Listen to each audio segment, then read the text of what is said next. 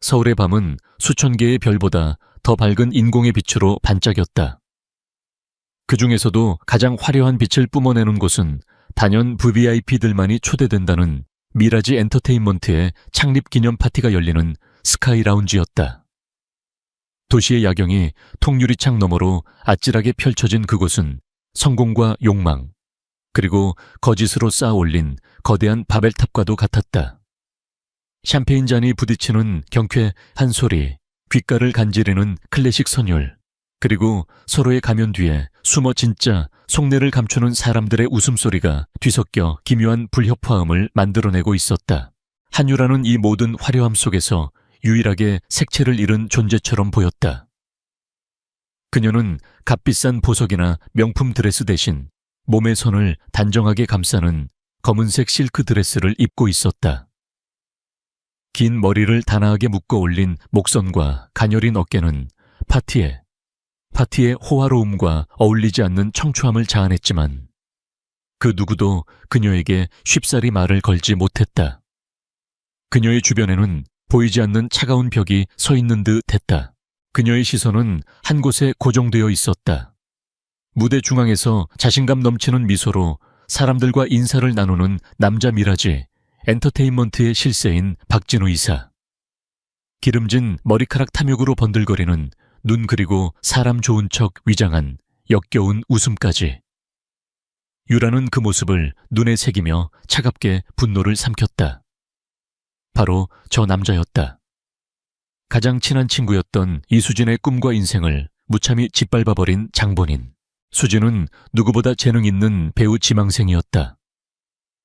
작은 단역부터 시작해 마침내 비중 있는 역할에 캐스팅되었을 때 두 사람은 서로를 부둥켜 안고 펑펑 울었다. 하지만 그 기쁨은 오래가지 못했다.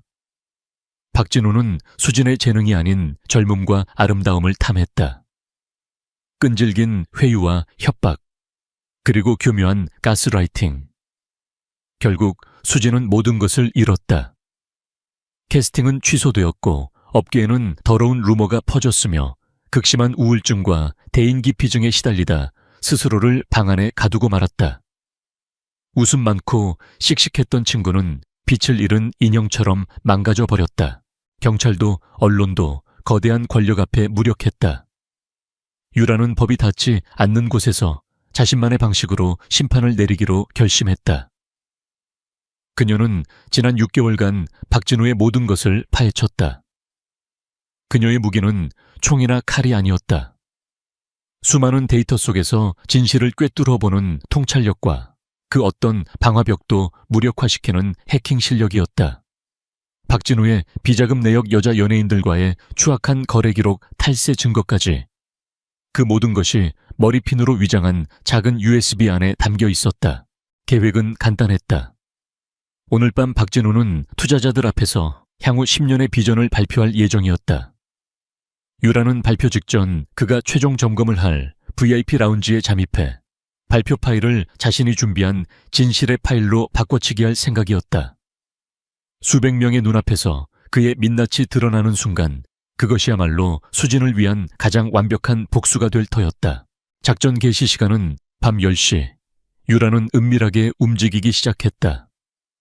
파티장의 소음과 화려한 조명은 그녀의 완벽한 엄폐물이 되어주었다. 그녀는 웨이터의 동선을 파악하고 감시 카메라의 사각지대를 계산하며 조금씩 목표 지점인 VIP 라운지로 향했다.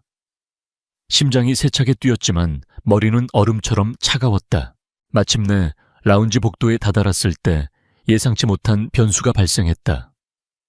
박진우의 비서가 누군가와 다급하게 통화하며 복도를 지나가고 있었다. 네 이사님, 갑자기 펜트하우스로 옮기시다니요. 알겠습니다. 바로 그리로 모시겠습니다. 펜트하우스 유라의 뇌가 빠르게 회전했다. 계획이 틀어졌다.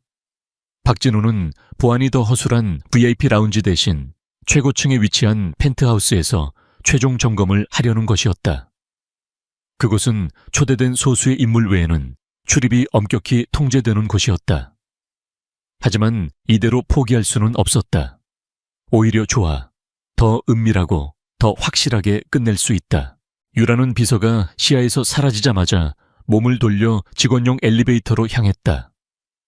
미리 복제해둔 마스터키 카드가 있다면 펜트하우스 층까지 가는 것은 어렵지 않았다. 삑 하는 가벼운 소리와 함께 엘리베이터 문이 열리고 그녀는 최고층의 고요한 복도에 발을 들였다. 양옆으로 단 2개의 스위트룸만 존재하는 공간. 박진우가 있을 곳은 오른쪽 도시의 야경이 가장 잘 보이는 방일터였다. 그녀는 숨을 죽이고 펜트하우스 문으로 다가갔다. 예상대로 문이 살짝 열려 있었다. 아마도 뒤따라올 비서를 위해 열어둔 모양이었다. 유라는 한치의 망설임도 없이 어둠 속으로 몸을 미끄러뜨렸다. 방 안은 숨 막힐 듯한 정적으로 가득했다. 거실의 거대한 통유리창 너머로 서울의 야경이 그림처럼 펼쳐져 있었지만 실내는 최소한의 조명만이 켜져 있어 어두웠다. 유라는 저 멀리 소파 근처에서 희미하게 빛나는 노트북 불빛을 발견했다. 목표물이었다. 그녀는 고양이처럼 소리 없이 발걸음을 옮겼다. 카펫이 발소리를 모두 집어삼켰다. 한 걸음 또 한 걸음.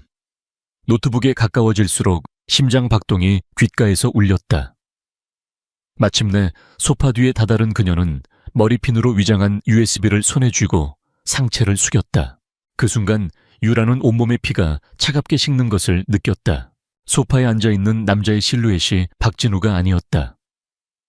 박진우의 비만하고 땅딸막한 체형과는 전혀 다른 넓은 어깨와 단단하고 곧게 뻗은 등을 가진 남자.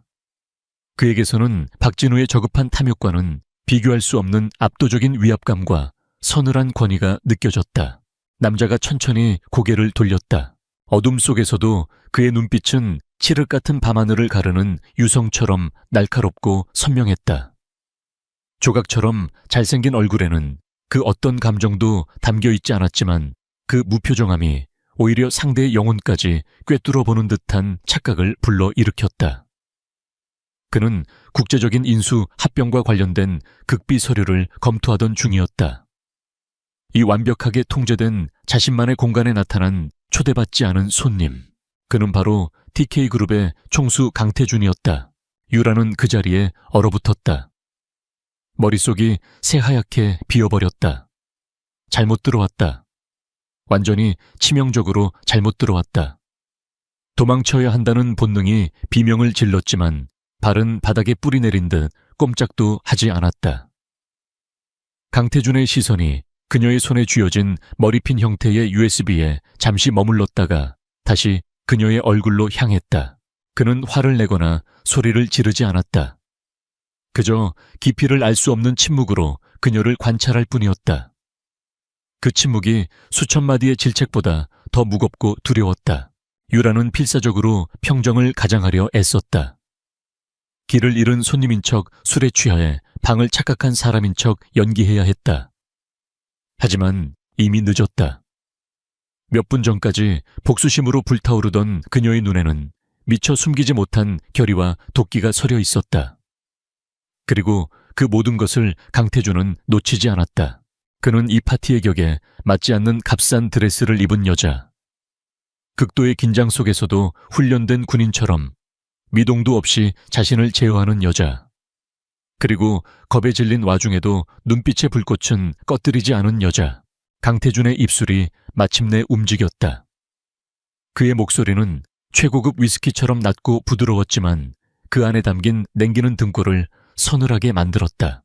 내 방에서 뭘 찾고 있지? 그의 질문은 그녀의 마지막 남은 위장마저 산산조각 내버렸다. 이제 그녀는 덫에 걸린 짐승이었다. 대한민국에서 가장 위험한 남자의 덫에. 강태준의 질문은 날카로운 얼음 조각처럼 한유라의 심장에 박혔다. 시간은 멈췄고 공간은 압축되었으며 세상의 모든 소음이 사라진 채 오직 그의 목소리만이 귓가에 울렸다. 그녀의 머릿속에서는 수만 가지 변명이 폭풍처럼 휘몰아쳤다. 길을 잃었다고 할까? 술에 취했다고 할까? 아니면 그저 호기심 많은 파티 손님인 척할까 하지만 강태준의 눈을 보는 순간 그 모든 거짓말들이 연기처럼 쓰러졌다. 그의 눈은 단순한 사실 여부를 묻고 있는 것이 아니었다. 그는 그녀 존재의 본질 이 방에 들어선 근원적인 이유를 꿰뚫어 보고 있었다. 유라는 마른 입술을 겨우 열었다. 방을 잘못 찾았습니다. 죄송합니다. 목소리는 놀랍게도 거의 떨리지 않았다. 타고난 담력과 수년간의 훈련으로 다져진 자기 통제력이 그녀의 마지막 자존심을 지켜주었다. 그녀는 최대한 무해하게 보이려 애쓰며 천천히 뒷걸음질 쳤다. 지금 이 자리에서 벗어날 수만 있다면 복수 계획이 실패로 돌아가도 상관없었다. 이 남자는 박진우 따위와는 차원이 다른 위험한 존재였다. 하지만 강태준은 그녀가 물러나는 것을 허락하지 않았다. 그는 움직이지 않았지만 그의 시선이 보이지 않는 족쇄가 되어 그녀의 발목을 붙잡았다. 잘못 찾았다기엔 발걸음이 너무나 목적지가 분명하던데. 그의 목소리는 여전히 나직했지만 그 안에 담긴 압박감은 더욱 강해졌다. 그리고 손에 든 그 머리핀 평범한 액세서리는 아닌 것 같군. 유라는 저도 모르게 USB를 쥔 손에 힘을 주었다. 들켰다. 이 남자는 그녀가 단순한 침입자가 아니라는 것까지 간파했다. 그녀의 심장이 바닥으로 곤두박질 쳤다. TK그룹의 총수, 그의 손에 넘어간다면 그녀의 인생은 여기서 끝장이다. 박진우에게 복수하기는커녕 흔적도 없이 사라지게 될지도 모른다. 공포가 등골을 타고 오르는 순간 유라의 눈빛이 돌변했다. 더 이상 물러설 곳이 없다고 판단한 야생동물처럼 그녀의 눈에 깃든 두려움이 서늘한 결의로 바뀌었다. 이대로 잡힐 바에야 차라리. 그녀는 자신도 모르게 주변의 지형지물을 살피기 시작했다. 무기가 될 만한 것, 탈출 경로, 남자의 허점. 강태준은 그녀의 미세한 표정 변화와 시선의 움직임을 흥미롭게 관찰했다. 궁지에 몰리자 순한 양의 가면을 벗고 발톱을 드러내는 모습이 꽤나 인상적이었다. 보통 사람이라면 그의 앞에서 감히 그런 눈빛을 보일 엄두도 내지 못했다. 하지만 그녀는 달랐다. 연약해 보이는 외모 속에 강철 같은 무언가를 숨기고 있었다. 그 부조화가 그의 잠자던 호기심을 강렬하게 자극했다. 그는 천천히 자리에서 일어섰다. 185cm가 넘는 큰 키가 그녀를 압도하며 거대한 그림자를 드리웠다. 그는 소파를 돌아 그녀에게 다가왔다. 유라는 본능적으로 몸을 움츠렸지만 도망치지는 않았다. 마지막까지 품위를 잃고 싶지 않았다. 태준이 그녀의 바로 앞에 멈춰 섰다. 값비싼 향수와 차가운 권위가 뒤섞인 그의 향기가 그녀의 숨결을 올가매는 듯했다. 그는 그녀의 손을 향해 손을 뻗었다.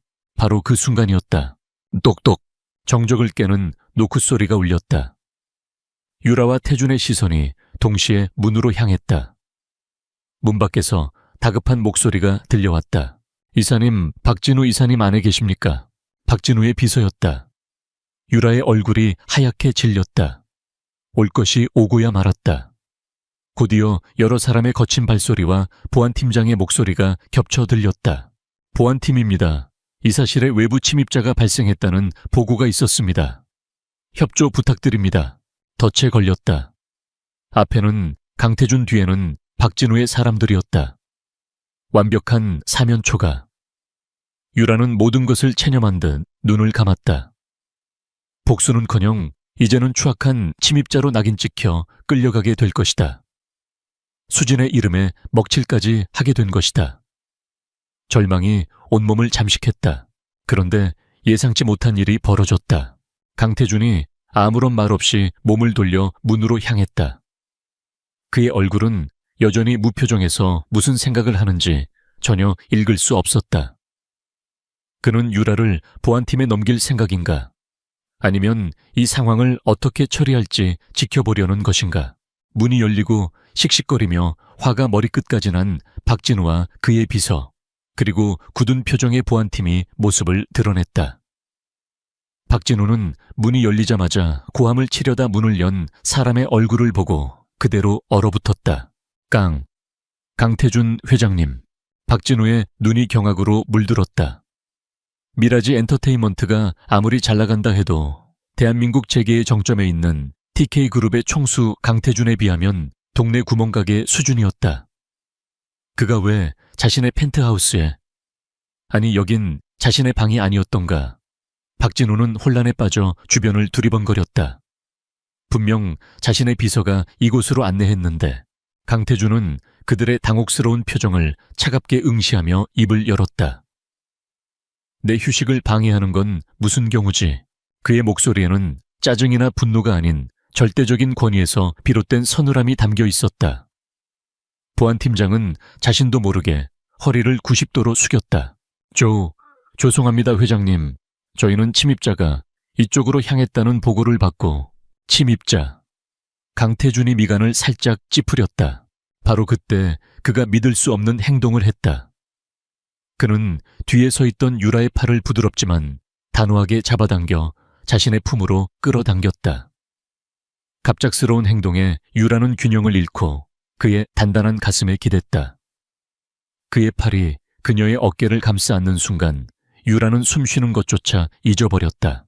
강태준은 어깨 너머로 박진우와 보안팀을 싸늘하게 내려다보며 말했다. 여기엔 내 손님밖에 없는데 당신들이 찾는 침입자가 내 손님을 말하는 건가? 그의 한마디에 복도의 공기가 얼어붙었다. 박진우는 눈앞의 광경을 믿을 수 없다는 듯 입을 벌렸다. 저 여자 감히 자기 행사에 누추한 옷차림으로 나타나 눈에 거슬렸던 저 여자가 강태준의 손님이라고. 심지어 저렇게 친밀한 모습으로. 유라 역시 마찬가지였다. 그녀는 강태준의 품에 안겨 그의 심장 소리를 들으며 아무런 생각도 할 수 없었다. 이 남자가 왜 방금 전까지 자신을 신문하던 남자가 왜 갑자기 자신을 보호하는 거지? 그의 행동에는 어떤 의도가 숨어 있는 것일까? 의심과 혼란이 머릿속을 헤집었다. 하지만 동시에 자신을 둘러싼 그의 팔과 등 뒤에서 느껴지는 단단한 천이 역설적인 안정감을 주는 것을 부정할 수 없었다. 난생 처음 느껴보는 거대하고 단단한 방패 뒤에 선 기분이었다. 박진우는 식은땀을 흘리며 다급하게 변명했다. 아닙니다. 그럴 리가요. 저희 쪽에서 착오가 있었던 모양입니다. 감히 회장님의 손님을 의심하다니요. 정말 죄송합니다. 그는 허리를 연신 숙이며 사과했다. 그의 눈에는 강태준에 대한 두려움과 함께 유라를 향한 의심과 경계심이 스쳐 지나갔다. 저 여자가 대체 뭐길래 착오였으면 됐고. 강태준은 더 이상 말을 섞을 가치도 없다는 듯 차갑게 말을 잘랐다. 내 방 앞에서 소란 피우지 말고 당장 사라져. 네네. 즉시 조치하겠습니다. 편히 쉬십시오, 회장님. 박진우와 보안팀은 쥐 죽은 듯 조용히 허둥지둥 왔던 길을 되돌아갔다. 마치 거대한 포식자 앞에서 겁을 먹고 꽁무니를 빼는 하이에나 떼 같았다. 문이 철컥 소리를 내며 닫히고 방 안에는 다시 두 사람만 남았다. 외부의 위협이 사라지자 두 사람 사이에 밀도 높은 긴장감이 다시 공간을 채웠다. 강태준은 천천히 그녀를 감싸던 팔을 풀었다. 그의 천이 사라지자 유라는 마치 허공에 혼자 남겨진 듯한 아찔함을 느꼈다. 그녀는 한 걸음 뒤로 물러나 그와 거리를 두었다. 그리고는 경계심 가득한 눈으로 그를 올려다보았다. 왜 저를 도와주신 거죠? 강태준은 대답 대신 방금 전의 소동은 아무것도 아니었다는 듯 태연하게 자신의 자리로 돌아가 소파에 앉았다. 그는 다시 서류로 시선을 돌리는 듯 하다가 문득 고개를 들어 그녀를 바라보았다. 그의 눈빛은 이전보다 한층 더 깊고 복잡해져 있었다. 도와준 게 아니야. 내 호기심을 충족시킬 장난감을 빼앗기고 싶지 않았을 뿐. 그의 입가에 처음으로 희미한 미소가 걸렸다. 그것은 따뜻함과는 거리가 먼 모든 것을 꿰뚫어 보는 자의 서늘하고 지적인 미소였다. 자, 이제 방해꾼도 사라졌으니 대화를 계속해볼까? 그는 턱짓으로 맞은편 소파를 가리켰다. 내가 꾸미고 있던 일이 무엇인지, 그리고 그 머리핀 안에 뭐가 들었는지 전부 다 말해줘야겠어. 물론 내가 방금 내게 베푼 친절에 대한 보답으로 말이지. 유라는 깨달았다. 그녀는 호랑이 굴에서 벗어난 것이 아니었다. 단지 더 깊고 더 빠져나올 수 없는 용의 둥지로 걸어 들어온 것뿐이었다. 강태준의 마지막 말은 선구와도 같았다. 그는 그녀를 구해준 은인이 아니라 새로운 올가미를 씌운 주인이었다. 방금 전 복도에서 느꼈던 일말의 안도감은 순식간에 사라지고 그 자리를 더 깊고 차가운 경계심이 채웠다. 한유라는 그의 맞은편 소파에 앉는 대신 그 자리에 꼿꼿이 서서 그를 마주 보았다. 그녀의 턱선이 팽팽하게 당겨졌다. 장난감이라 하셨습니까? 그녀의 목소리는 작았지만 강철처럼 단단했다. 저는 물건이 아닙니다. 그리고 회장님께 빚을 졌다고도 생각하지 않습니다. 원치 않는 친절이었으니까요. 차라리 저를 보안팀에 넘기시죠. 그 편이 서로에게 깔끔할 겁니다. 그것은 그녀가 던질 수 있는 유일한 승부수였다. 이 남자의 예측 불가능한 변덕에 휘둘리느니 차라리 최악의 상황을 정면으로 돌파하겠다는 결의의 표현이었다. 이대로 박진우에게 넘겨진다 해도 그녀에게는 아직 비장의 카드가 남아있었다. 최소한 저 남자의 손에 놀아나지는 않으리라. 강태준은 그녀의 대답을 듣고 잠시 말이 없었다. 그는 턱을 괜 채 흥미롭다는 듯 그녀를 아래에서 위로 훑어보았다. 그의 시선은 마치 희귀한 나비를 관찰하는 곤충학자처럼 집요하고 분석적이었다. 대부분의 사람들은 그의 심기를 거스르지 않기 위해 쩔쩔매기 바빴는데 이 여자는 절체절명의 위기 속에서도 꼿꼿하게 가시를 세우고 있었다. 마침내 그의 입가에 걸려있던 서늘한 미소가 조금 더 짙어졌다. 아주 좋은 기계로군. 마음에 들어. 그의 칭찬은 전혀 반갑지 않았다. 오히려 소름이 끼쳤다. 그는 자리에서 일어나 천천히 거실 중앙에 있는 바로 걸어갔다. 얼음이 담긴 크리스털 잔에 호박색 액체를 따르는 그의 동작 하나하나는 우아하고 절제되어 있었다. 선택권을 주지. 그는 잔을 가볍게 흔들며 말했다. 첫째, 네가 지금 순순히 모든 것을 털어놓는다. 그럼 내 이야기를 들어보고 어쩌면 흥미가 동한다면 도와줄 수도 있지. 물론 보잘것없는 복수극에 내 시간을 쓸 가치가 있느냐는 별개의 문제지만 그는 유라를 향해 잔을 살짝 들어보였다. 둘째, 계속 입을 다문다. 그럼 난 방금 전에 소란을 일으켰던 박진우라는 남자를 다시 부르겠다. 꽤나 흥분했던데 널 보면 아주 좋아하겠지. 파티에 잠입한 아름다운 여인 모종의 목적으로 남자의 펜트하우스에 침입하다. 언론이 아주 좋아할 만한 이야기 아닌가. 네가 그에게 복수하려 했는지 아니면 다른 꿍꿍이가 있었는지는 아무도 관심 없을 거야. 사람들은 그저 자극적인 스캔들만 소비할 테니 유라의 얼굴이 굳어졌다. 그가 정확히 그녀의 약점을 찔렀다. 복수가 실패하는 것은 괜찮았다.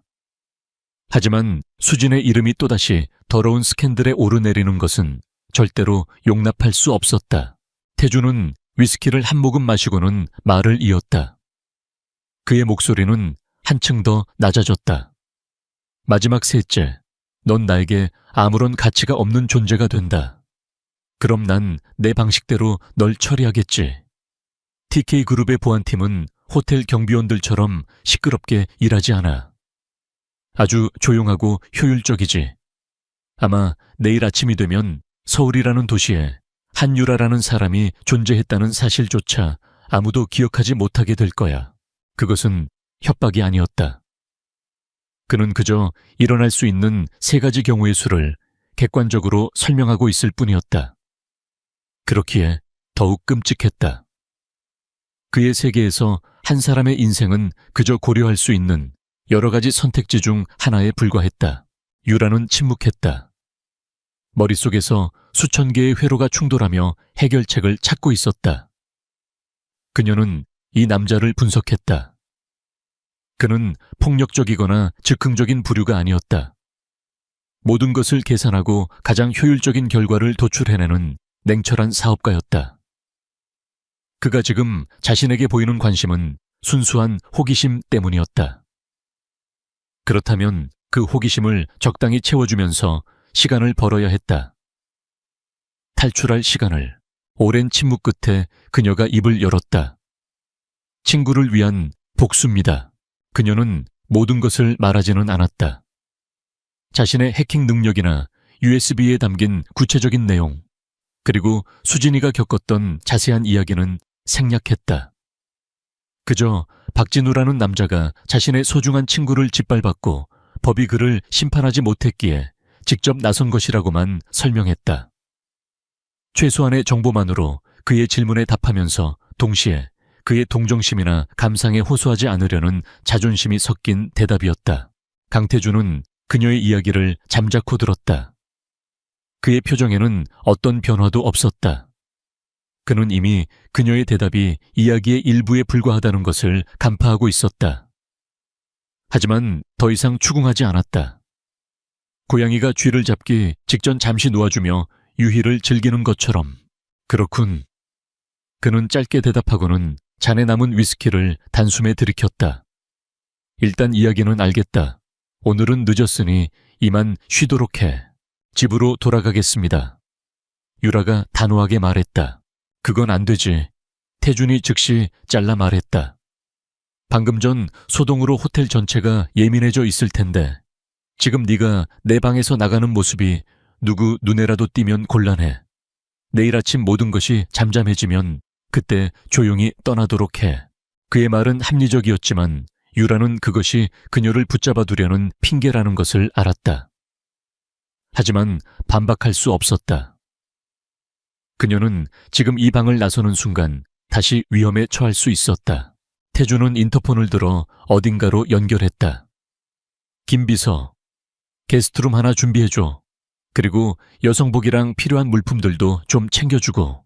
그는 수화기를 내려놓고 유라를 향해 말했다. 저쪽 복도 끝이 게스트룸이다. 필요한 건 비서가 가져다 줄 테니 푹 쉬도록. 그의 태도는 마치 모든 상황이 완벽하게 정리되었다는 듯 자연스러웠다. 유라는 선택의 여지가 없었다. 그녀는 말없이 고개를 숙여 인사하고는 그가 가리킨 방향으로 걸어갔다. 그녀의 등 뒤로 강태준의 알 수 없는 시선이 느껴졌다.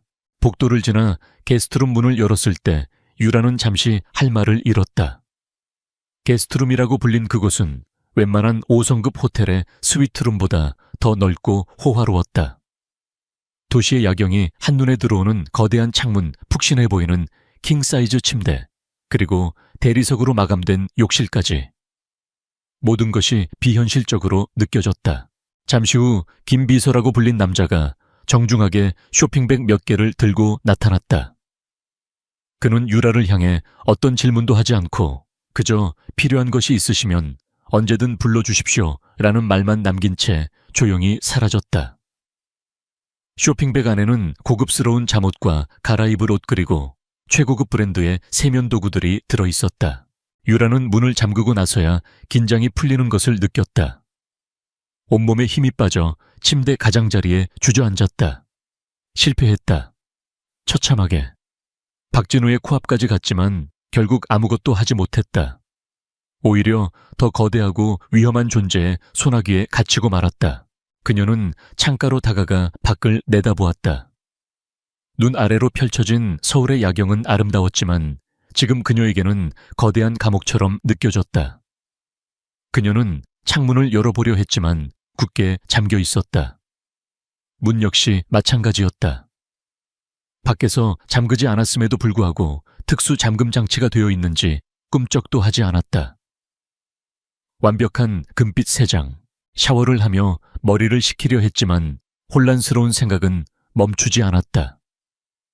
강태준. 그는 대체 무슨 생각일까? 정말 단순한 호기심일까? 아니면 이 모든 상황을 이용해 무언가를 얻어내려는 속셈일까? 그가 베푼 친절과 배려는 너무나도 세련되고 완벽해서 오히려 더 의심스러웠다. 마치 잘 훈련된 사육사가 야생동물을 길들이는 과정처럼 느껴졌다. 같은 시각 거실에서 강태준은 자신의 휴대폰을 들고 있었다. 화면에는 방금 전 김비서가 보내온 보고서가 떠 있었다. 한유라, 27세, 전직 국가정보원 사이버 안보팀 최연소 팀장. 3년 전 개인적인 사유로 돌연 퇴사 후 모든 기록 소멸. 현재 공식적인 직업 없음. 그의 이력은 강태준의 예상을 뛰어넘는 것이었다. 어쩐지 보통 내기가 아니라고 생각은 했지만 국정원 요원 출신일 줄이야. 강태준의 입가에 떠올랐던 미소가 사라지고 그 자리에 서늘한 흥미가 자리 잡았다. 그는 김비서에게 짧은 메시지를 보냈다. 미라지 엔터테인먼트 박진우 이사. 뒷조사해. 자금 흐름 사생활 약점까지. 먼지 한 톨도 남기지 말고 전부. 내일 아침까지 내 책상 위에 올려놔. 메시지를 보낸 그는 휴대폰을 내려놓고 다시 어둠 속에서 홀로 위스키 잔을 채웠다. 그는 창문 너머 게스트룸 쪽을 바라보았다. 불이 꺼진 방은 칠흑 같은 어둠에 잠겨 있었다. 그는 아직 몰랐다. 단순한 호기심으로 시작된 이 만남이 그의 완벽하게 통제된 흑백의 세계를 어떻게 뒤흔들어 놓을지를. 그저 흥미로운 장난감을 발견했다고 생각했을 뿐이었다. 아주 오랫동안 잊고 있던 심장이란 것이 뛰고 있다는 감각을 일깨워줄 존재라는 것은 꿈에도 모른 채 고양이와 쥐의 게임은 이제 막 시작되었을 뿐이었다. 다음 날 아침 한유라는 낯선 침묵 속에서 눈을 떴다. 밤새 뒤척인 탓에 온몸이 뻐근했다. 처음 보는 높은 천장과 거대한 통유리창으로 쏟아져 들어오는 아침. 햇살에 잠시 여기가 어디인지 분간할 수 없었다. 그리고 어젯밤의 기억이 파도처럼 밀려왔다. 실패한 복수 잘못 들어선 방, 그리고 모든 것을 꿰뚫어 보던 강태준의 차가운 눈빛까지. 그녀는 벌떡 일어나 곧장 방의 상태를 다시 살폈다. 역시나 창문과 문은 밤새 조금의 변화도 없이 굳게 닫혀 있었다. 탈출은 불가능했다. 이곳은 친절이라는 이름의 감옥이었다. 옷을 갈아입고 거실로 나갈 채비를 하던 중 노크 소리와 함께 김 비서가 들어왔다. 그의 손에는 쟁반에 담긴 아침 식사 대신 얇은 태블릿 PC 하나가 들려 있었다. 회장님께서 찾으십니다. 그의 목소리와 표정에는 어떠한 감정도 실려 있지 않았다. 그는 그저 충실하게 주인의 명령을 수행하는 기계 같았다. 유라는 말없이 그의 뒤를 따라 어젯밤의 그 거실로 향했다. 강태준은 이미 완벽한 모습으로 소파에 앉아 있었다. 흐트러짐 없는 맞춤 정장과 깔끔하게 넘긴 머리 손목에 채워진 고급 시계까지. 그는 마치 밤새 한숨도 자지 않고 저 자리를 지킨 사람처럼 보였다.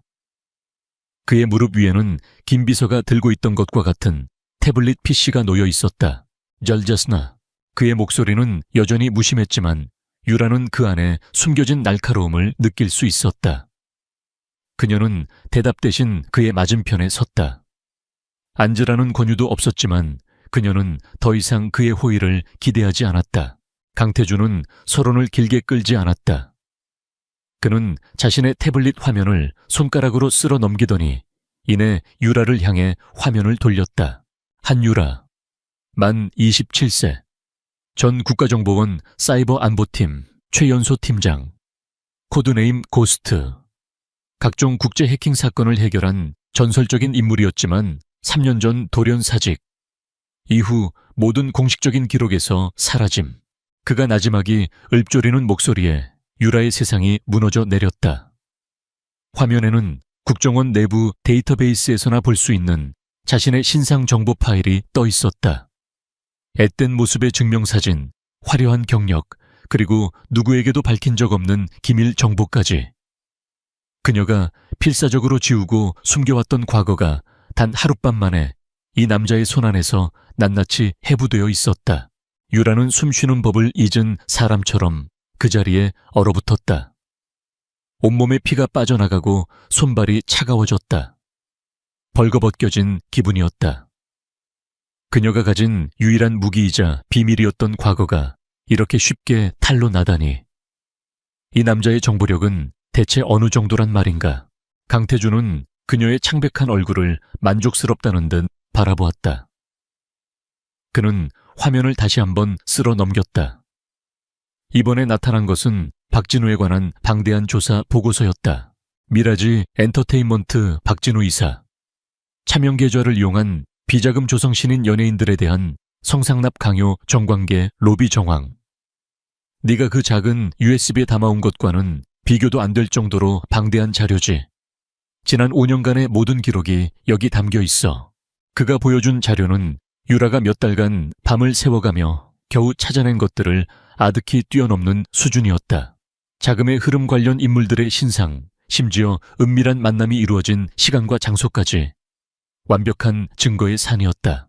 그는 태블릿을 테이블 위에 내려놓고 마침내 그의 진짜 목적을 드러냈다. 내 친구의 복수 흥미로운 이야기더군. 하지만 난 자선사업가가 아니야. 네가 어젯밤 내 방에 들어온 것은 명백한 사실이고 난 그것을 문제 삼을 수도 있지. 그의 눈빛이 비수처럼 날아와 유라의 심장을 찔렀다. 하지만 내게 거래를 제안하지. 거래. 유라는 그 단어가 나올 줄 알았다. 이 남자는 결코 아무런 대가 없이 움직일 사람이 아니었다. 박진우는 오랫동안 TK그룹의 미디어 사업부를 괴롭혀온 골칫덩거리였다. 비열한 방식으로 우리 아티스트들을 빼가고 악의적인 루머를 퍼뜨렸지. 내 목표는 내 사업의 방해물을 제거하는 것. 우리의 목표는 일치해. 그는 자리에서 일어나 유라에게로 다가왔다. 어제보다 더 가까운 거리. 그의 그림자가 그녀를 완전히 뒤덮었다. 네오는 내부를 파고드는 기술과 복수에 대한 동기가 있고 나는 그 판을 뒤엎을 힘과 자원이 있다. 네 칼날은 날카롭지만 혼자서는 갑옷을 뚫을 수 없어. 내 망치는 강력하지만 목표물의 급소를 정확히 노릴 수 없지. 우리가 힘을 합친다면 박진우는 물론이고 그 뒤에 있는 미라지 엔터테인먼트까지 한 번에 무너뜨릴 수 있다. 그것은 거부할 수 없는 제안이었다. 유라는 혼자만의 힘으로는 박진우에게 상처를 입힐 수는 있어도 그를 뿌리 뽑을 수는 없다는 것을 깨달았다. 그녀의 복수는 미수에 그쳤다. 하지만 강태준과 함께라면 수진이를 망가뜨린 그놈과 그놈에게 빌부터 기생하던 모든 것들을 지옥으로 끌고 갈 수 있었다. 하지만 마음 한구석에서 경고음이 울렸다. 이 남자의 손을 잡는 순간 그녀의 복수는 더 이상 순수하게 수진이만을 위한 것이 아니게 될 터였다. 거대한 기업의 이익 다툼에 이용당하는 말이 될 뿐이었다. 그녀는 그의 장난감이 되기는 싫었다. 유라는 오랫동안 침묵했다. 그녀의 머릿속에서는 격렬한 싸움이 벌어지고 있었다. 자존심과 현실 복수심과 의심이 뒤엉켜 그녀를 혼란스럽게 만들었다. 강태준은 그녀의 대답을 재촉하지 않고 그저 인내심 있게 기다렸다. 그는 이미 그녀가 어떤 선택을 할지 알고 있다는 듯한 여유로운 태도였다. 마침내 유라가 고개를 들었다. 그녀의 눈에 서렸던 혼란은 사라지고 차갑고 단단한 결의만이 남아있었다. 좋아요, 거래하죠. 강태준의 입가에 옅은 미소가 스쳤다. 하지만 유라의 다음 말이 그의 미소를 멈칫하게 만들었다. 하지만 조건이 있습니다. 그녀는 그의 눈을 똑바로 마주보며 말했다. 더 이상 그에게서 시선을 피하지 않았다. 첫째, 이건 회장님의 사업을 위한 일이 아닙니다. 이건 내 친구를 위한 복수입니다. 당신은 단지 그 과정에 필요한 수단을 제공하는 것뿐입니다. 둘째, 박진우를 무너뜨리는 과정에서 나오는 모든 불법적인 수익이나 반사 이익은 모두 피해자들을 위해 쓰여야 합니다.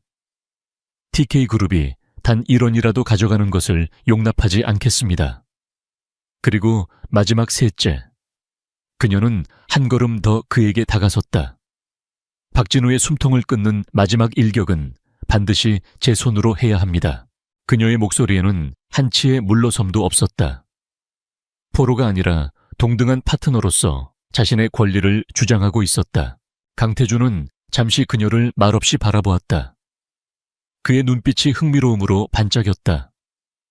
그는 자신의 권위에 정면으로 도전하는 사람을 아주 오랜만에 만났다. 그것도 이렇게 연약해 보이는 여자에게서.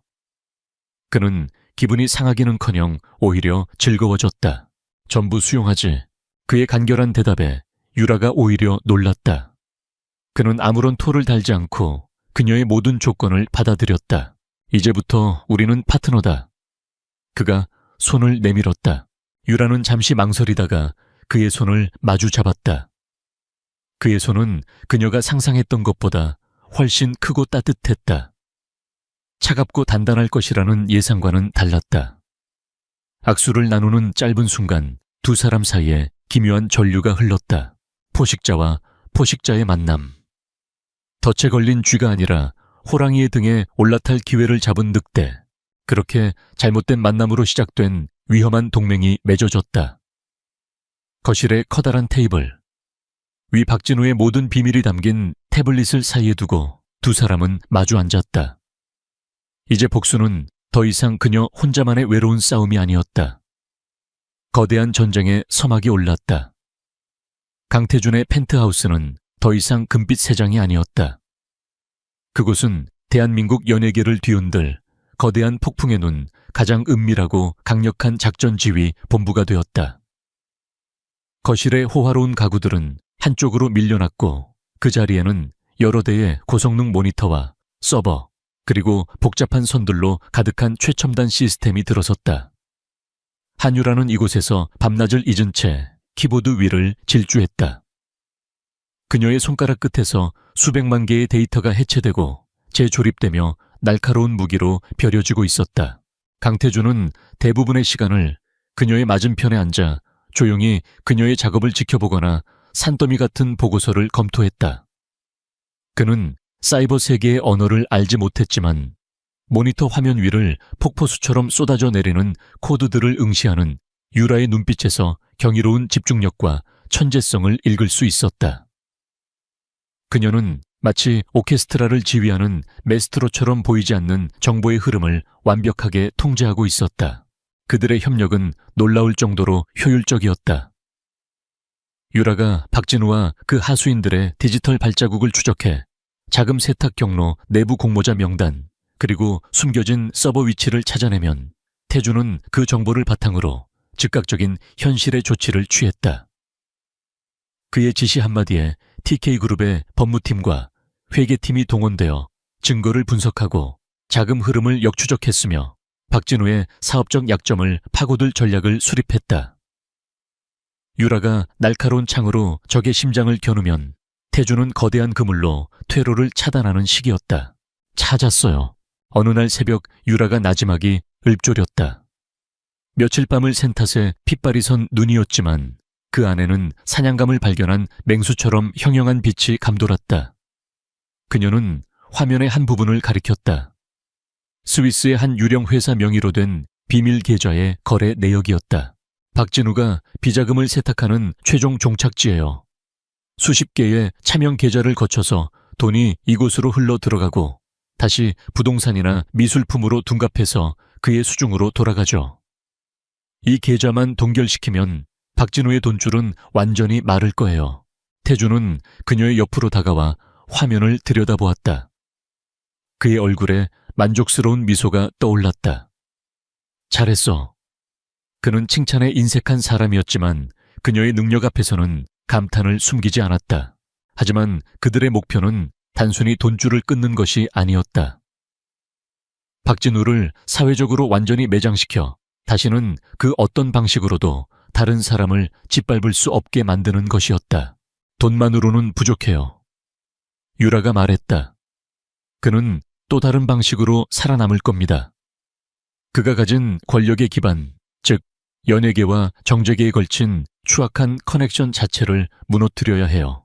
그래서 내가 판을 깔아뒀지. 태준이 대답했다. 그는 다른 모니터를 켰다. 화면에는 다음 주에 열릴 미라지 엔터테인먼트의 신규 프로젝트 발표회에 대한 정보가 떠 있었다. 그가 TK그룹의 막강한 영향력을 이용해 만든 자리였다. 수많은 투자자와 언론, 그리고 정재계의 유력 인사들이 모두 모이는 박진우의 성공이 정점에 달하는 바로 그 순간, 우리는 저 자리에서 모든 것을 터뜨릴 거야. 태준의 목소리에 서늘한 분노가 서렸다. 네가 찾아낸 모든 증거들, 비자금 내역 성상납 동영상, 원본 내부 고발자의 증언까지 한꺼번에 공개해서 그가 방역할 아주 작은 틈도 주지 않을 거다. 그것은 단순한 폭로가 아니었다. 박진우라는 인물이 쌓아 올린 모든 것을 가장 화려한 순간에 가장 많은 사람들이 보는 앞에서 무너뜨리려는 잔인하고도 완벽한 사형 선고였다. 작전을 준비하는 동안 두 사람 사이에는 미묘한 변화가 생겨났다. 강태준은 더 이상 유라를 흥미로운 장난감으로 대하지 않았다. 그는 그녀의 능력과 강인한 정신력을 진심으로 존중하기 시작했다.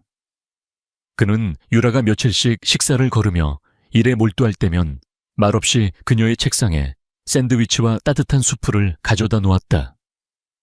그녀가 소파에서 쪽잠을 잘 때면 자신의 재킷을 벗어 덮어주곤 했다. 그의 배려는 서툴고 무뚝뚝했지만 그 안에는 그녀 외에는 그 누구도 눈치채지 못할 온기가 담겨 있었다. 총애라는 단어가 그의 머릿속을 맴돌았지만 그는 애써 그 감정의 정체를 외면했다. 유라 역시 마찬가지였다. 그녀는 처음에 경계심을 완전히 풀지는 않았지만 얼음장 같던 남자의 이면에 숨겨진 의외의 모습을 발견하며 조금씩 마음의 벽을 허물고 있었다. 그는 냉혹한 사업가였지만 동시에 불의를 참지 못하는 자신만의 정의를 가지고 있었다. 그는 말수가 적었지만 그녀가 지쳐 보일 때 건네는 한마디, 조금 쉬는 게 어때? 애는 서툰 걱정이 묻어 있었다.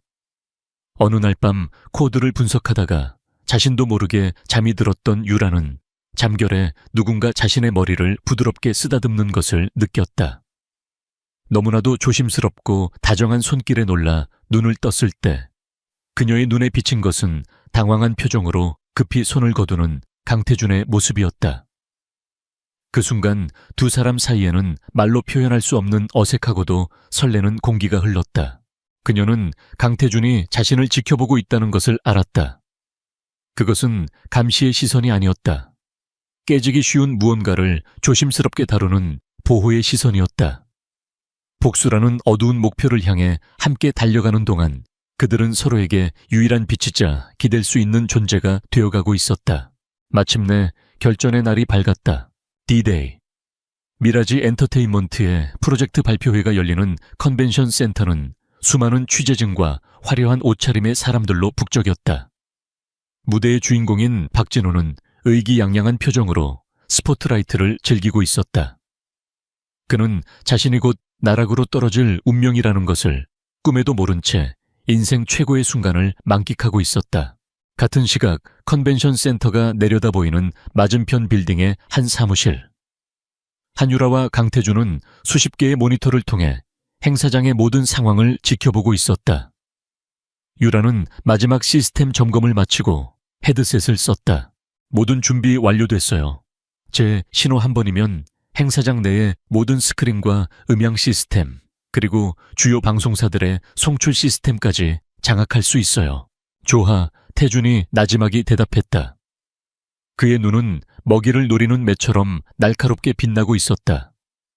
그는 유라의 어깨에 손을 얹었다.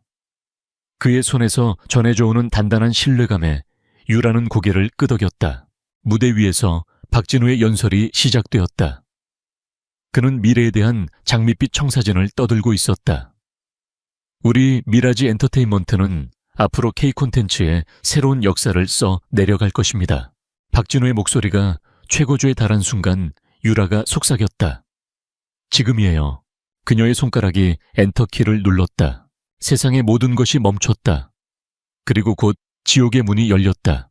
한유라의 손가락이 엔터키를 누른 순간 시간은 찰나의 정지를 거쳐 완전히 다른 차원으로 폭발했다. 박진우의 자신감 넘치는 목소리가 갑자기 끊기고 행사장 전체를 감싸고 있던 화려한 영상과 웅장한 음악이 암전과 함께 사라졌다. 장내의 모든 사람들이 술렁이기 시작했다. 단순한 기술적 오류라고 생각하는 사람, 무언가 불길한 징조라고 느끼는 사람. 그 짧은 몇 초의 혼란은 곧이어 터져 나올 거대한 충격의 전주곡에 불과했다. 박진우는 당황한 기색이 역력한 얼굴로 무대 뒤의 스태프들을 향해 삿대질을 했다. 뭐 하는 거야? 빨리 복구 못해. 그의 고함이 마이크를 통해 공허하게 울려 퍼졌다. 바로 그 순간이었다. 무대 뒤편에 거대한 중앙 스크린이 섬광처럼 다시 켜졌다. 하지만 화면에 나타난 것은 미라지 엔터테인먼트의 화려한 로고가 아니었다. 칠흑 같은 어둠 속에서 한 줄기 빛이 떨리는 손을 비추고 있었다. 그리고 그 손의 주인 나직지만 초췌한 얼굴의 한 여자가 입을 열었다. 이수진이었다. 유라가 미리 녹화해둔 영상이었다. 제 이름은 이수진입니다. 저는 배우 지망생이었습니다. 수진의 목소리는 작고 떨렸지만 그 어떤 웅변보다도 강력한 힘을 가지고 장내를 장악했다. 사람들은 숨을 죽였다. 영상 속에서 그녀는 박진우가 자신에게 어떤 짓을 저질렀는지, 어떻게 꿈을 미끼로 자신을 유린하고 협박했는지, 그리고 어떻게 자신을 나락으로 떨어뜨렸는지를 담담하지만 절절하게 고백했다. 그녀의 눈물 한 방울 한 방울이, 그녀의 떨리는 목소리 한마디 한마디가 수백 개의 비수가 되어 사람들의 심장에 박혔다. 무대 위에 박진우는 사색이 되었다. 꺼당장 저 영상 끄란 말이야. 그는 미친 사람처럼 소리쳤지만 그의 말을 듣는 사람은 아무도 없었다. 행사장 내의 모든 시스템은 이미 유라의 손에 완벽하게 장악된 후였다. 수진의 영상이 끝나자마자 화면은 곧바로 다른 증거들로 채워졌다. 박진우가 여자 연예인들을 호텔방으로 불러들이는 모습이 담긴 CCTV 영상, 그의 추악한 목소리가 담긴 녹취 파일, 그리고 스위스 비밀 계좌로 흘러들어간 검은 돈의 흐름을 보여주는 상세한 데이터 그래프까지. 유라와 태준이 몇 주간 공들여 수집하고 정리한 모든 진실들이 한꺼번에 터져 나왔다. 그것은 단순한 폭로가 아니었다. 그것은 완벽하게 계산된 사법적 심판이었다. 영상과 데이터가 나타날 때마다 법률 전문가의 내레이션이 덧붙여져 박진우의 행위가 어떤 법 조항을 위반했는지, 그리고 예상 형량이 어느 정도인지를 차갑게 설명했다. 행사장에 모인 투자자들과 기자들은 충격과 경악 속에서 미친 듯이 휴대폰과 카메라 셔터를 눌러댔다. 이것은 단순한 연예계 스캔들이 아니었다. 대한민국 사회 전체를 뒤흔들 거대한 게이트의 시작이었다. 상황이 그 지경에 이르렀음에도 박진우는 마지막 발악을 했다. 그는 무대에서 내려와 출구를 향해 비틀거리며 달려갔다. 도망쳐야 했다. 어떻게든 이곳을 빠져나가 이 상황을 수습해야 했다. 하지만 그의 앞길을 가로막는 이들이 있었다. 행사장 입구의 도열에 있던 건장한 남자들. 그들은 호텔 보안 요원이 아니었다. 강태준의 지시를 받는 TK그룹의 보안팀이었다. 그들은 아무 말 없이 박진우의 앞을 막아섰다. 비켜, 이 개자식들아. 박진우가 그들을 밀치려 했지만 단단한 벽에 부딪힌 것처럼 튕겨나갔다. 그 순간 행사장 문이 열리며 검찰 수사관들이 들이닥쳤다. 박진우 씨, 특정경제범죄, 가중처벌 등에 관한 법률 위반 및 성폭력 범죄의 처벌 등에 관한 특례법 위반 혐의로 긴급 체포합니다. 수사관들이 차가운 쇠고랑을 그의 손목에 채웠다. 철컥 하는 소리가 그의 인생에 내려진 사형 선고처럼 울려 퍼졌다. 박진우는 믿을 수 없다는 듯 자신의 손목과 수사관들의 얼굴을 번갈아 쳐다보았다. 어떻게 이렇게 빨리 검찰이 이렇게 신속하게 움직일 리가 없었다. 자신을 보호해주던 뒷배들은 다 어디로 갔단 말인가. 그는 끌려나가면서 미친 듯이 주변을 두리번거렸다. 그러다 그의 시선이 한 곳에 멎었다. 행사장 2층 VIP룸에 유리창 너머로 자신을 차갑게 내려다보고 있는 한 남자와 눈이 마주쳤다. 강태준이었다. 박진우는 모든 것을 깨달았다. 이 모든 판을 짠 것이 바로 저 남자라는 것을. 자신 따위는 감히 대적할 수도 없는 거대한 힘이 자신을 짓눌렀다는 것을. 하지만 그는 이해할 수 없었다. 왜 강태준이, 왜 자신을, 그리고 강태준의 옆에 서 있는 한 여자를 보았을 때 그의 머릿속 마지막 퍼즐 조각이 맞춰졌다. 며칠 전 강태준의 펜트하우스에서 그에게 보호받던 바로 그 여자. 파티장에서 눈에 거슬렸던 누추한 옷차림의 그 여자. 박진우의 얼굴이 경악과 증오 그리고 처절한 패배감으로 일그러졌다. 그는 여자를 향해 악에 바친 고함을 질렀다. 너였구나. 내년이 감히. 유라는 유리창 너머로 그의 마지막 발악을 무표정하게 내려다보았다. 그녀의 눈에는 동정이나 연민, 심지어 통쾌함조차 없었다. 그저 텅 비어 있을 뿐이었다.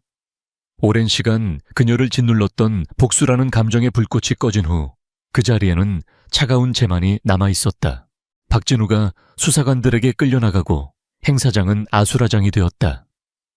기자들은 속보를 타전하기 위해 뛰쳐나갔고 투자자들은 망연자실한 표정으로 주저앉았다. 미라지 엔터테인먼트라는 거대한 제국이 무너지는 데는 단 10분도 채 걸리지 않았다. 맞은편 빌딩의 작전본부. 유라는 헤드셋을 벗어 조용히 내려놓았다. 모든 것이 끝났다. 그녀는 멍하니 모니터에 비친 아수라장을 바라보았다. 해냈다. 수진이를 위한 복수를 해냈다. 그런데 왜 마음 한구석이 이렇게 허전하고 공허할까? 눈물이 나올 것 같았지만 나오지 않았다. 그때 따뜻하고 커다란 손이 그녀의 어깨를 감쌌다. 돌아보지 않아도 누군지 알 수 있었다. 강태준이었다. 그는 아무 말도 하지 않았다. 그저 묵묵히 그녀의 곁을 지킬 뿐이었다. 그의 침묵은 그 어떤 위로의 말보다도 더 깊게 그녀의 공허한 마음을 파고들었다. 유라는 자신도 모르게 그의 품에 기댔다. 지난 몇 주간 팽팽하게 당겨져 있던 긴장의 끈이 마침내 끊어지는 순간이었다. 끝났어요. 그녀의 목소리가 희미하게 떨렸다. 그래, 끝났다. 태준이 나지막이 대답했다. 그는 그녀의 머리를 부드럽게 쓰다듬었다. 그의 손길은 여전히 서툴렀지만 그 안에 담긴 진심은 오롯이 전해졌다. 이제 다 괜찮아. 그의 말에 유라의 눈에서 마침내 뜨거운 눈물이 흘러내렸다. 그것은 슬픔의 눈물도 기쁨의 눈물도 아니었다. 모든 것을 쏟아낸 뒤에 찾아오는 정화의 눈물이었다.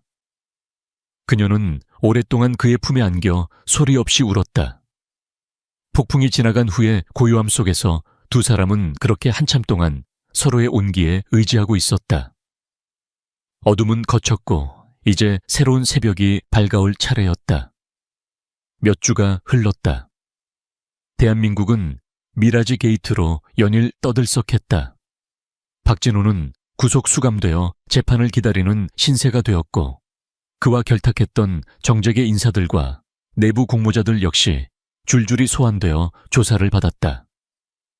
한때 하늘 높은 줄 모르고 솟아있던 거대한 바벨탑은 먼지처럼 허무하게 무너져 내렸다. 강태준은 약속을 지켰다. 그는 박진우의 범죄 수익과 차명재산을 모두 환수하여 피해자들을 위한 지원재단을 설립했다. 세상에 알려지지 않았던 또 다른 피해자들이 용기를 내어 목소리를 내기 시작했고 재단은 그들의 법률 상담과 심리 치료를 지원하며 새로운 삶을 시작할 수 있는 발판이 되어주었다. 가장 큰 변화는 이수진에게 찾아왔다. 그녀는 더 이상 어두운 방 안에 갇혀있지 않았다. 꾸준한 상담 치료를 받으며 조금씩 세상 밖으로 걸어 나오고 있었다. 예전처럼 환하게 웃지는 못했지만 그녀의 얼굴에는 다시 희미한 미소가 피어오르기 시작했다. 어느 화창한 오후 유라는 수진과 함께 한적한 공원 벤치에 앉아 있었다. 유라야, 수진이 조심스럽게 입을 열었다. 고맙다는 말로는 부족하다는 거 알아. 네가 나 때문에 얼마나 위험한 일을 겪었을지 그런 말 하지 마. 유라가 수진의 손을 따뜻하게 잡아주었다. 우린 친구잖아. 네가 다시 웃는 모습을 볼 수 있다면 난 뭐든지 할 수 있어. 수진의 눈에 눈물이 고였다. 하지만 그것은 더 이상 절망의 눈물이 아니었다. 고마움과 미안함 그리고 새로운 시작에 대한 희망이 담긴 따뜻한 눈물이었다. 두 사람은 한참 동안 아무 말 없이 서로의 손을 잡고 있었다. 과거의 상처를 보듬고 함께 나아갈 미래를 조용히 응원하면서 수진이 안정을 되찾아가는 모습을 보며 유라는 마침내 마음의 짐을 내려놓을 수 있었다. 길고 어두웠던 복수의 여정이 끝났다. 하지만 여정이 끝난 그 자리에는 무엇을 해야 할지 알 수 없는 막막함이 남아 있었다. 그녀는 여전히 강태준의 펜트하우스에 머물고 있었다. 그곳은 더 이상 작전본부도 감옥도 아니었다. 그저 고요하고 편안한 세상의 소음으로부터 그녀를 지켜주는 안전한 피난처 같았다. 하지만 언제까지고 이곳에 머물 수는 없었다. 그와 그녀의 계약은 이미 끝났다. 공동의 적이 사라진 지금 두 사람 사이에는 어떤 명분도 남아있지 않았다. 떠나야 할 때였다. 그날 밤 유라는 짐을 챙겼다. 그녀의 짐이라고 해봤자 들어올 때 입었던 검은 드레스와 단출한 소지품이 전부였다. 그녀는 태준이 서재에 있는 것을 확인하고 조용히 편지 한 장을 남겨둔 채 현관으로 향했다. 문을 열려는 순간 등 뒤에서 익숙한 목소리가 들려왔다. 어디 가려고? 강태준이었다. 그는 서재 문에 기댄 채 어둠 속에서 그녀를 바라보고 있었다. 그의 표정은 읽을 수 없었지만 목소리에는 희미한 감정이 실려 있었다. 이제 모든 게 끝났으니까요. 유라가 애써 담담하게 말했다. 그동안 감사했습니다. 회장님 덕분에 모든 것을 바로잡을 수 있었어요. 계약은 끝났지. 그가 천천히 그녀에게로 걸어왔다. 그의 그림자가 다시 그녀를 덮었다. 하지만 더 이상 위압적이거나 두렵지 않았다. 그래서 당신은 이제 자유야. 언제든 어디로든 떠날 수 있어. 그의 말은 그녀에게 완전한 자유를 주는 것이었지만 이상하게도 가슴 한쪽이 아려왔다. 태준은 그녀의 바로 앞에 멈춰 섰다. 그는 잠시 망설이는 듯 하더니 이내 결심한 듯 입을 열었다. 그의 목소리는 그 어느 때보다도 진지했다. 하지만 난 당신이 떠나지 않았으면 좋겠어. 유라의 눈이 동그랗게 커졌다. 거래는 끝났지만 나는 우리 사이에 새로운 시작이 있었으면 한다. 복수를 위한 파트너가 아니라. 그는 잠시 말을 멈추고 그녀의 눈을 깊이 들여다보았다. 그의 차가운 눈동자 속에 유라는 이전에는 본 적 없는 뜨거운 무언가가 타오르고 있는 것을 보았다. 인생의 파트너로서 그것은 재벌 총수의 거만하고 일방적인 고백이 아니었다. 한 남자가 한 여자에게 조심스럽게 그리고 진심을 다해 건네는 담백한 고백이었다. 유라는 아무 말도 할 수 없었다. 심장이 주체할 수 없이 뛰기 시작했다. 그녀는 지난 몇 달을 돌이켜보았다. 잘못된 만남, 위험한 동맹, 그리고 치열했던 싸움. 그 모든 순간의 중심에는 항상 이 남자가 있었다. 무심한 척하면서도 그녀를 챙겨주고 위험 속에서 그녀를 지켜주고 그녀가 무너질 때마다 묵묵히 곁을 지켜주었던 남자. 복수심이라는 어둠 속에서 유일하게 빛나던 존재. 그녀 역시 그에게 마음이 향하고 있었다는 것을 부정할 수 없었다. 유라는 손에 들고 있던 가방을 조용히 바닥에 내려놓았다. 그리고는 고개를 들어 그를 마주 보았다. 그녀의 얼굴에 태준이 처음 보는 환한 미소가 피어올랐다. 슬픔이나 결의가 아닌 순수한 행복과 설렘이 담긴 미소였다. 파트너라, 좋은 말이네요. 그녀의 대답에 강태준의 얼굴에도 마침내 부드러운 미소가 번졌다. 그는 그녀의 손을 잡았다. 처음 악수하던 날처럼 따뜻했지만 이제는 그 안에 서로를 향한 굳건한 믿음과 애정이 담겨 있었다. 두 사람은 함께 발코니로 나갔다. 눈 아래로 펼쳐진 서울의 야경은 그날 밤과 똑같이 화려했지만 더 이상 위협적인 전쟁터나 차가운 감옥처럼 보이지 않았다. 그것은 두 사람이 함께 만들어갈 새로운 미래의 무한한 가능성이 펼쳐진 약속의 땅이었다. 잘못 들어선 방에서 시작된 기묘한 인연. 복수를 위해 손을 잡았던 위험한 동맹. 이제 그들은 과거의 모든 어둠을 뒤로하고 서로의 손을 잡은 채 새로운 아침을 향해 나아가고 있었다. 폭풍은 지나갔고 눈부신 새벽이 밝아오고 있었다.